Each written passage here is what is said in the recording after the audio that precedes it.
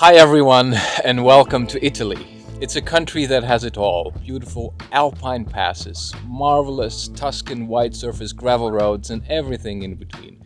It's so great for motorcycle riding that I've decided to store my bike here long term and use it as a base for adventure runs. But Italy is also home to Paolo Cattaneo. He's a rider I really wanted to meet for some time. He's a solo rider, takes long, grueling rides, 40,000 kilometers. No piece of cake. I wanted to sit down with him and dig deep and go under the surface. I wanted to see not only what are the rewards of that kind of lifestyle he maintains, but also maybe what are the sacrifices. I wanted to see what motivates him and see if we have something in common. If you want to join me for the conversation, stay on the channel, watch Meet the Rider, and see you in the trails. Welcome to Meet the Rider. Welcome to the OUTDURO channel. I'm sitting down here in Milan with a fabulous guy, Paolo Cattaneo. If you don't know him, check out his accounts. I mean, his pictures are just amazing. Go on his Instagram. It's really, if you want to drool and look at great motorcycles and great trails, especially like Southern Europe, Australia, around the world, this is the guy to check out. So I'm very excited that you found the time on your busy schedule with all the conferences happening around and everything to sit down with me and talk. Welcome. Thank you for having me, man. Yeah. I'm very happy to be here. Yeah, great. Well, the first question I have for you, most of the time when I'm meeting riders that like riding off-road, they're the riders that came from street to the off-road. It seems that your story is the opposite. You started as an enduro rider.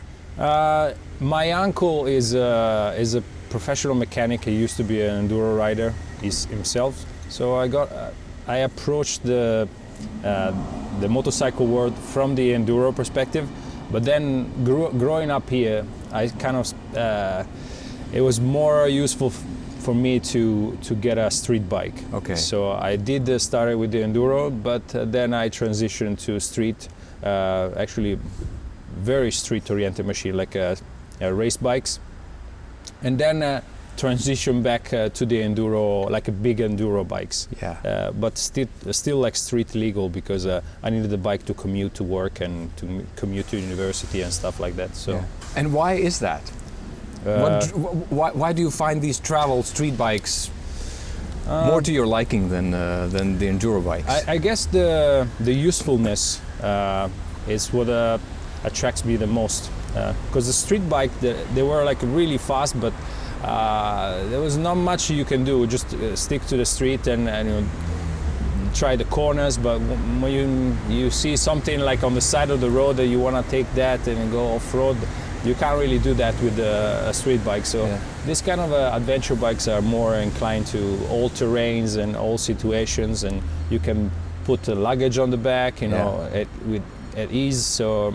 They're more like an all-rounded bike. So you've settled onto something that you could call a travel enduro. Yes. Something like that. That's like a perfect... Yes. Now, is there a machine like that really fits the both? Because, you know, there's the philosophy that you really have to have at least two bikes. One for the trails, one for the traveling, you know, you can have your girl on the back and your luggage and everything. And those are two separate machines. Have you found a good balance there? Look, if you're skilled enough, any bike will do, right? In my opinion. Any bike. You can take like a R1 Yamaha and take it off-road. Doesn't matter, you know. If you're skilled enough, it's good. So we could almost stop the interview here. Yeah. The skills, everything. But this kind of bikes, I believe the adventure bikes around the 800, 900 cc. Yeah. I think they are the best combo to do kind of everything, you know. But these are still like heavy bikes, so if you take it off road, you have to be extra careful, because they go really fast and they're hard to stop. Yeah. So you've done some major trips in your life. I mean, you did the Australia, you did Americas, of course, the Southern Europe and everything. Is there one trip that you could say was a life changer for you? Surprisingly enough, was the very first one. So in Australia was a very good training ground for me, because it was my very first long trip, because I traveled all around it, and it took me like almost a year. So how many kilometers did you do? 38,000. Oh, jeez! Wow. Yeah. So it's a continent. Okay. Yeah. So It was my first trip, and it was around a continent, so it was a long trip, and it's a very particular terrain. It's mostly desert, and most of the time you're by yourself, and it's very safe. Despite of the animals that might kill you, but it's quite a safe environment for camping, for traveling.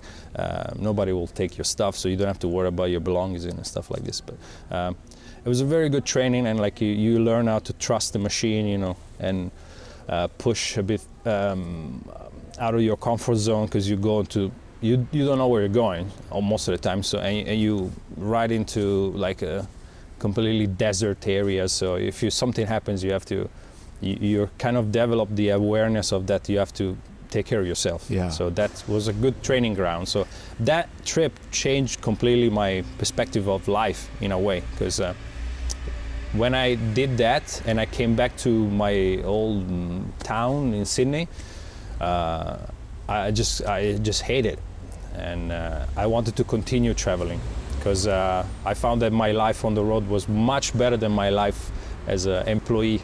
Oh wow, well this is something I really will want to go into. And this was also something that you started taking photographs and shooting footage during that trip? Yes, I always liked photography, but I never really had time to develop that skill very well.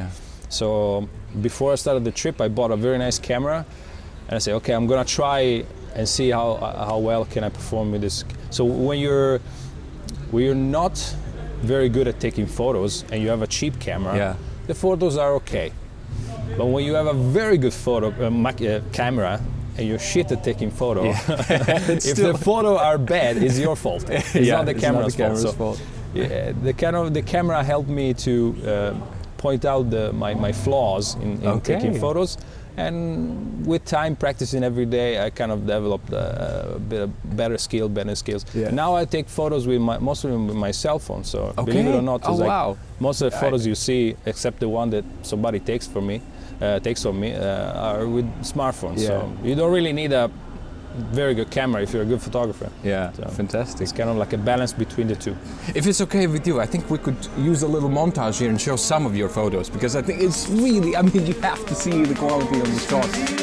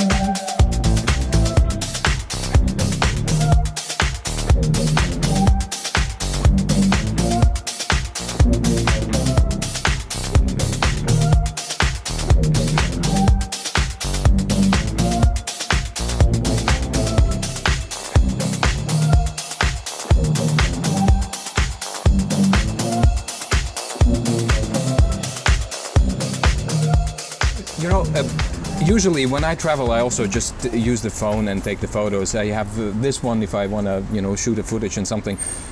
But there's an interesting thing when I travel. Sometimes I feel like I start to travel through the lens. Instead of, you know what I mean? Instead of actually writing and enjoying the things as they come, I start to adjust my view angles and say, oh, this would be a nice picture, this would be a nice picture. And then I'm realizing I'm actually traveling like a photographer instead of as a writer. How is it for you, and how was your Australian trip? Did you notice any of that?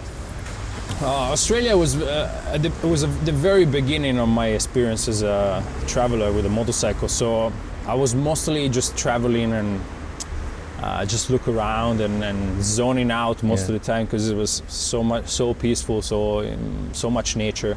And then once I started to post more on my Instagram, I started, okay, I'm gonna try to find the best shot.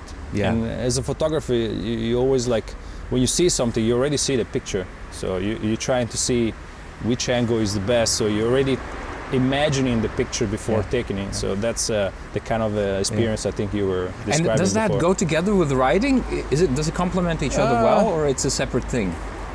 I mean, unless you really go for just for shooting, so if you just ride just for taking photos, I think they go okay together. I mean, I don't spend all my time while riding just thinking about pictures. I just ride, and if something strikes me, I just stop and go. I don't really like just ride like this with my eyes, like scouting the surfaces just to see the photo opportunity. No, it's like I still prefer riding the photography. I like to take photos, but I like riding more. Yeah, great. So on your first trip, you were doing it on a bigger bike, not on this one. It is with 1290, was that? 1190. 1190. Yeah, the very first adventure for KTM. Yeah. So you're doing this on the big trip. You did on the big bike. You did a very, very long ride around. You feel like, wow, this is a life. I would like to live it. How was it the second, the third, the fourth time? Was it still the same? The second time was better. I mean, really? Yeah, because I was pumped and I gained confidence from the first trip. So the second time was like, yeah, I mean, I can't wait. I was really eager to go and explore more.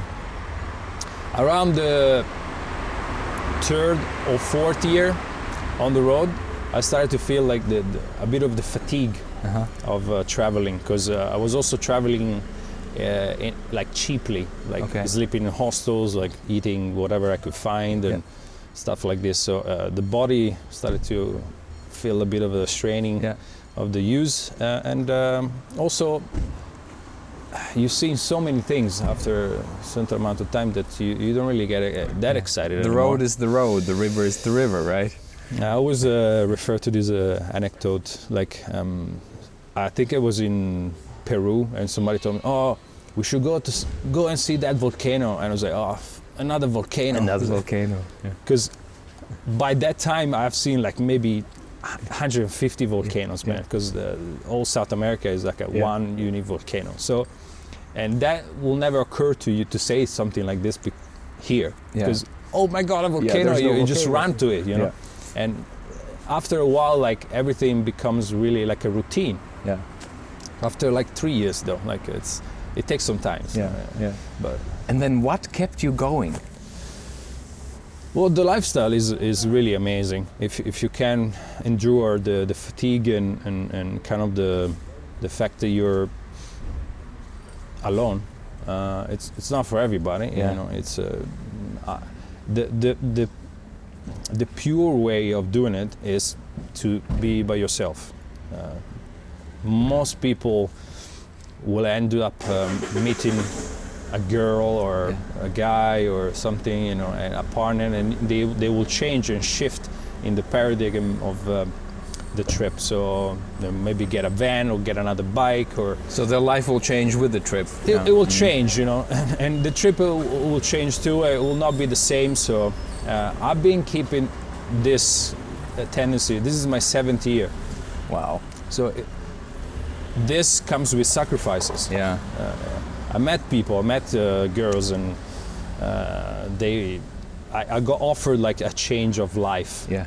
And it was a really positive change of life, but I still chose my life, this Solo kind of lifestyle. with the motorcycle. Yes. So it's almost like you have a relationship with Yes, your, I do. with your bike. This is not this bike, but because this is kind of new, but the bike that I had before was the most stable relationship I had with something for the past 20 years. So, so reliable. Wonderful. Wow, that's quite something to process, you know. But it's not for everybody, you know. Like it looks very good from the outside, but there's a lot of things that you have to commit to and you know, sacrifice to. Do you ever feel lonely when you travel by yourself, doing all the sacrifices, leaving everything behind? At this point, no, because I got used to it.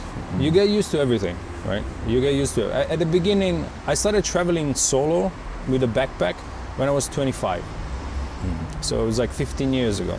So when I started, yes, I felt lonely. Like I went on the other side of the planet, and it was like I had no friends, no family. Like I was the last one that arrived, so I feel like a little chick in an arena of wolves, you know. So you feel like vulnerable, and definitely you feel lonely. But then you start developing like a self-defense mechanism, and you try.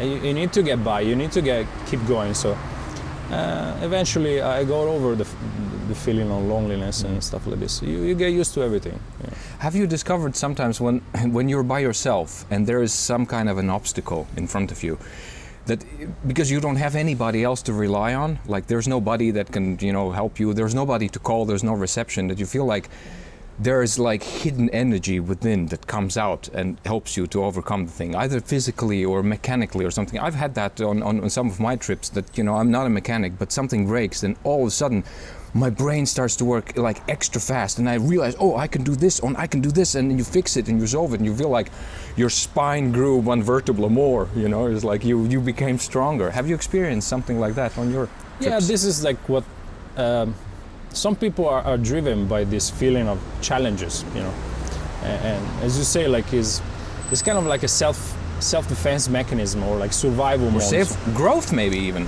Yeah, I mean, it's challenges are what kind of pushes us to grow and to become better, and to win our fears, you know, overcome fears and stuff like this. So when I had many challenges, but that's what drives me to more challenges, because I feel like it made me a better person, and definitely more confident in many ways. Not like being like a bully, you know, like being better than others. I don't care about. I don't like to relate to anybody like in that sense, and I compete. I'm doing my own thing. So, but I do want to prove myself that I can overcome certain limitation that I have. Many times, like I didn't know how to operate on a machine, you know, fix it or change the oil, change the brake, change the tires, whatever, you know. Like, and I was by myself, and I did try YouTube and try myself, or I don't know. Once I crashed and I was like under the bike and there's nobody around. Like you can, you know, wait for somebody to come, or, you know, try to lift yourself up. And that's the kind of spirit I like to. I kind of embrace in that kind of spirit, because I feel like it makes me stronger. So you could say that actually the solo travel for you, it's like a growth experience. That's what keeps you going. Could you say that this is what keeps you going, or there's something else that kind of keeps you on the road? Why do you come back? Because, you know, it can be something instinctual, it can be something very emotional, but because obviously you're doing it again and again and again, there must be something that drives you to it. Yes, it's this kind of thing is the only thing that allows me to be more in tune with myself.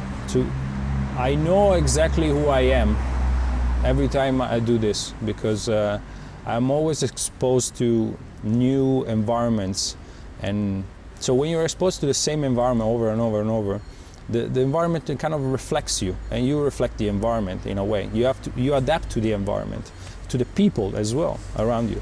But when the environment constantly changes, the only constant is you. So you're always like kind of looking at yourself through the world. Like the ultimate observer. Yes, in a way, it did happen like this for me. It's like I see the world and everything around me changing, but I kind of see myself. So, and once you go explore, and you start from a point, and you go explore, and then after a year you come back to the same point when you started, you do remember how you were, and you can. It's kind of like looking at yourself in the past, in the mirror, but in the past. So you kind of see the changes overall, because once you go, like, as far as you, like, while you're going, you don't see the changes. You just do things and talk to people and go places, but you don't realize the changes that happen within you. The only moment you actually do realize the changes is when you go back to the starting point and you see yourself how you were. And then you compare and you see the changes. You do see the changes. You know what, I almost feel like you're one of the breed of people that have existed always throughout the time, but those are the great discoverers, the people that couldn't sit at home. They had to go and find out that other continent. They had to go on the ship, and they came back with the frost-bitten legs and everything, and they still kept going because this spirit of adventure was just defining them. Like you were saying, it's who they are. It's who you are.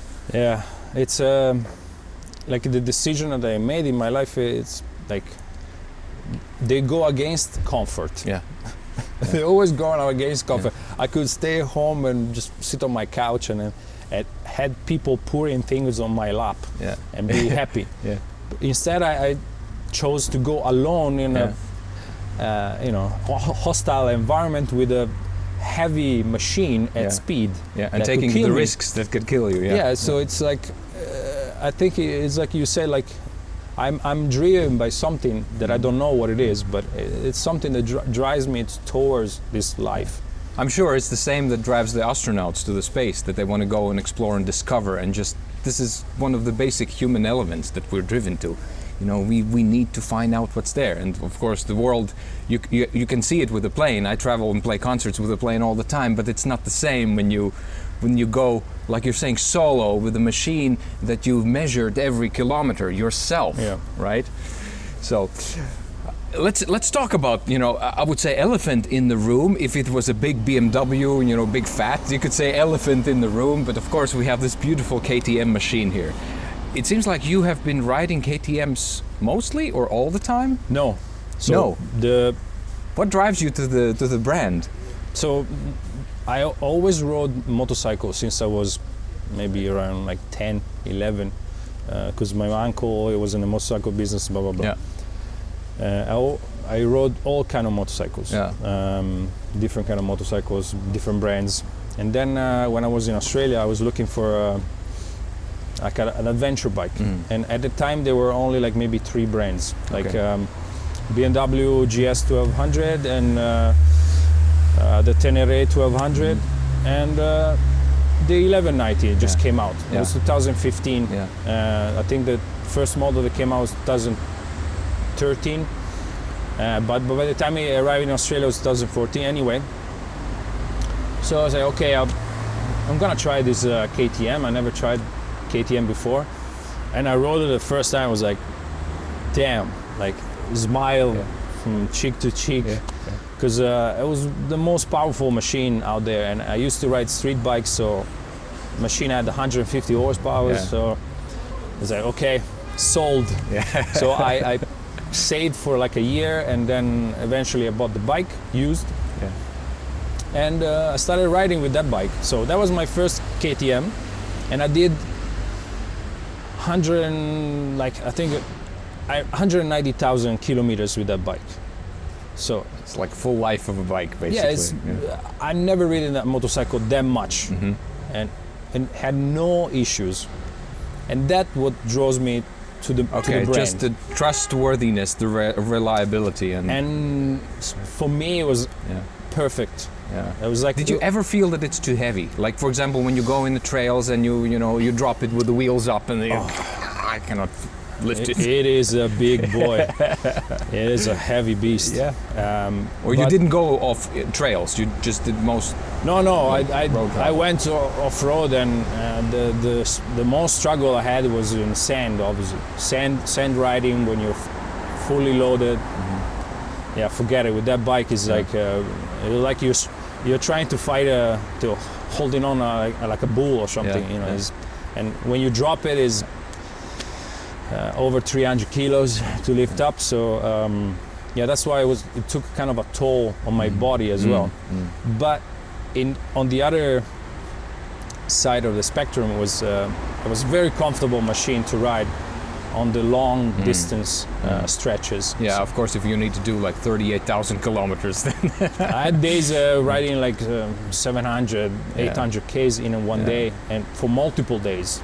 And it was like, like just going flawlessly for hours, and that was good. And then compared to that, how do you like this one? This is the 890, the new one, right? So when KTM approached me and say, "Oh, we're gonna give you a bike," I was thought like, oh, the 1290. And then they say, nah, the 890. So you felt like, oh no. But then I started riding the machine, and compared to the 1190, this feels like a bicycle. Yeah, in terms of handling, right? In terms of everything. Yeah. The engine though is, so he has like riding modes, right? So if you put it like the top riding mode, so it gives all the horsepower and blah blah blah, the torque response. It feels like riding the other one. Yeah. So it's not that it's not powerful. It's just like it doesn't go 270 k's an hour. Yeah, like you need it, right? Yeah, you don't need it. But it's when you get used to it, it's there. Yeah. So sometimes you like it just flies, you know? Especially when you're fully loaded. Is it as comfortable on the road, like on the long? You went to Greece with this one just recently, right? I was 23,000 k's in 1 year, so I did ride the machine quite a bit. It's not as comfortable as the other one. Okay. I would lie if I say it is, but because the seat is different. The seat is narrower. There's I don't know. It is higher, so it's kind of like a more exposed to the winds and a bit of other things, more vibrations. It's a lighter machine, so it has some downsides, but it has so many perks. Like, if you take this beast off road, is like super fun. Yeah, anytime. Yes. Yeah. Although the new 1290 with the lower center of gravity, blah blah blah, it does an amazing job too. Yeah. So what I realized that stepping from the 1190 to this, it feels like 10 years into the future, because the electronics are so much better, the weight distribution is so much better. So evolution, I guess. So on your next around the world trip, you would take this one or the new 1190? Which one would fit your profile? So at the moment they're giving me, they associated my figure with this bike. So I will probably... So they've placed you in the box, like that type of rider. Paolo is this, right? I can't get the 1290. They don't even let me touch it. I had actually I asked a friend if I could just ride it, try it. Because they didn't even let me try once. So I guess they don't want me to They don't want to ruin your profile, right? No. Not taint it. We like what you do with the 890s, okay? But no, this is perfectly fine, and sometimes I commute or go like a small trips, and this is like much lighter than the other one. It's like it handles way better, in my opinion. Clearly, if you want to go like if you want to blast through the highway, the other one is better. But this is perfectly fine. I mean, it's a very fine machine. So Good. So you talk about yourself and about your riding and the things that you do. It sounds almost like a profession. Like moto traveler is your profession. Is it so, or do you actually have to do some other things also? Does it sustain you? Because if you talk about the profession, it actually generates enough income for you to live off it. How is it? Do you have to do other things, and how do you find the balance between? How do you survive doing this? I can tell you clearly, because I've been in the. I talk about it as a profession because I've been in this kind of realm for like 7 years. So I met other travelers, I confronted my lifestyle with other people that do the same kind of thing. It's not like you can't really sustain yourself as well as a regular job with this kind of activities, unless you're a professional rider, like you do the races, car races or enduro races, and you have like sponsors like chipping in and give you like $500 here or $700 here and so on. But from one unique source, very hard to survive. Some people do like a YouTube video, which is the only channel technically that pays you for the content. So you get like 1 million clicks, you get some money. But trust me, nobody is rich doing this. Nobody becomes rich doing this. Only like 1 in 1 million, okay? you do get endorsements. Mm-hmm. So props, Yeah. props, Clothes, yeah. boots, Luggage, yeah. So they actually dress you and give you machines and give you tools like the the Sina communicator or the GoPro. So you whatever. work in their marketing department. Yeah. It's pretty much what it is. Yeah. So sometimes they give you some money, but don't really expect that. Yeah. People are like, oh yeah, it's like I do this as a job, and Yeah. you need to have something on the side. Mm-hmm. So you do need to have a. So most people like me, they write for blogs, they do marketing for another company, they, I don't know, do tour promotions and speeches and stuff like this. But it is a job because you do have to put some time. Yeah. Like when I started traveling, I say, oh, I'm gonna do blogs, you know. Yeah. And live of it. Yeah. I mean, because in 2015 blogs were cool. Yeah. The new thing. Yeah. Nowadays blogs are everybody's more like into Instagram and blah blah blah. But it's so hard to write. I mean, especially for me. I mean, I'm not a good writer, so it takes me a long time to actually write something in correct English grammar and blah blah blah.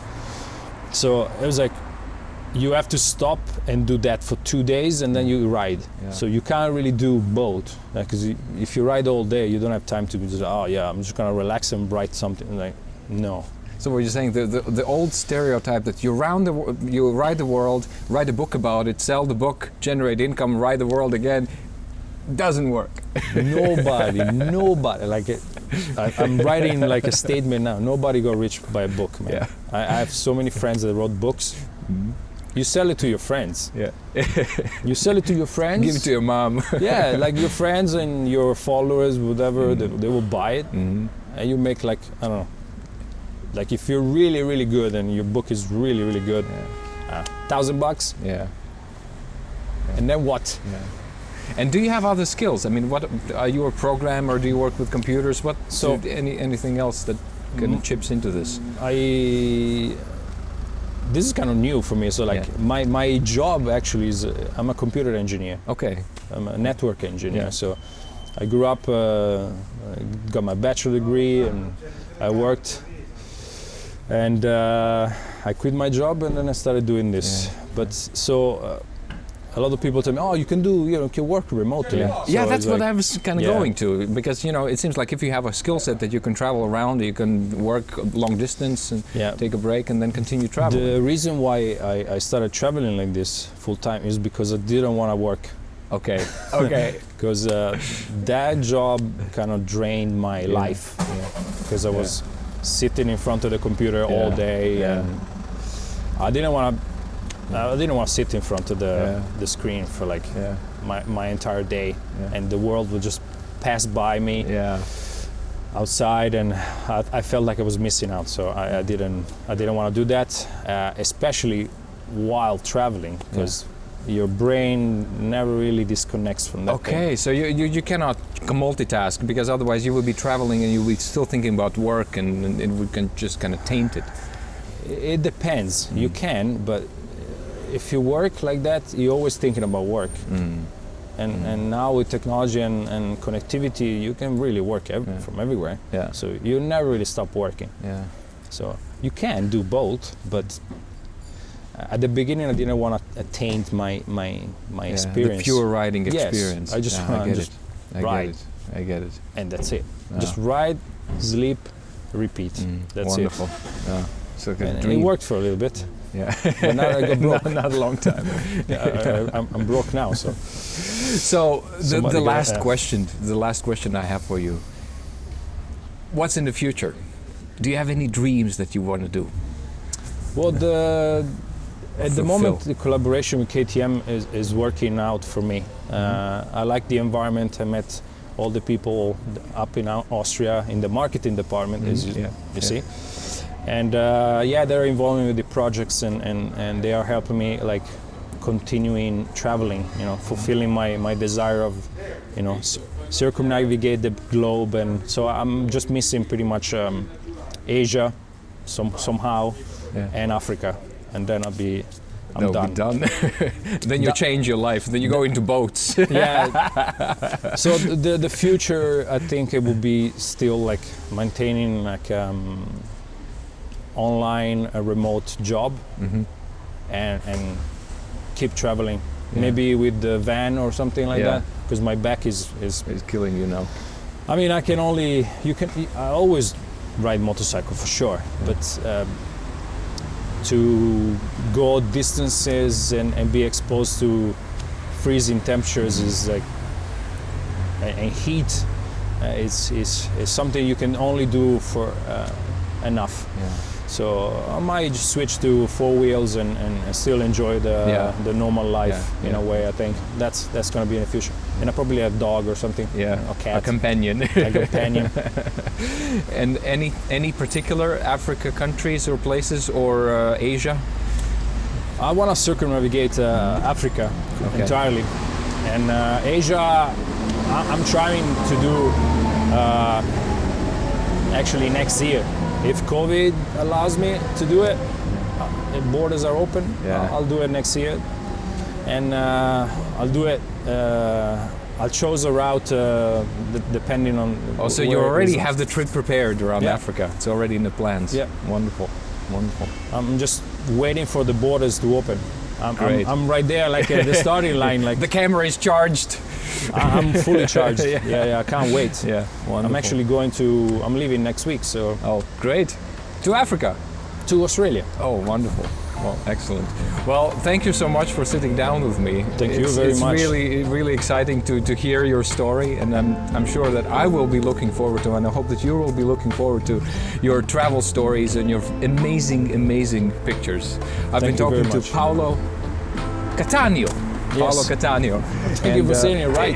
Nobody gets it. Nobody gets it. You got it right. I'm impressed. Musician's Italian, a little bit of that. And this is OUTDURO channel Meet the Rider. My name is Egils, and see you in the trails.